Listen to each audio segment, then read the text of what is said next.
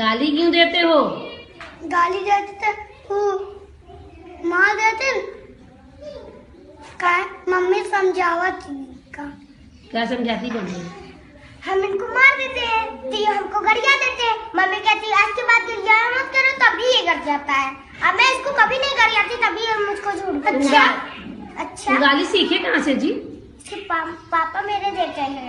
जब लड़ाई हुई थी ना, वहाँ नानी के यहाँ गए थे तो वो गरिया थे मम्मी को, इसीलिए तुम इसीलिए ये भी सीख गया। अब तो नहीं दे, अब तो दे, अब कम दे थी, समझो। क्या देत रहे हो तुम पहले?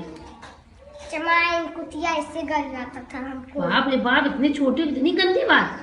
अब मम्मी समझाती थी, डंडे से मारती थी, तब वो नहीं सुधरा। बोलो। अब मम्मी बड़ी बड़ी जवाब दे रहा था कि तार बाप हमको पैदा करे इनका इससे कहाँ है जन्म सुनित नहीं अपने मुँह से।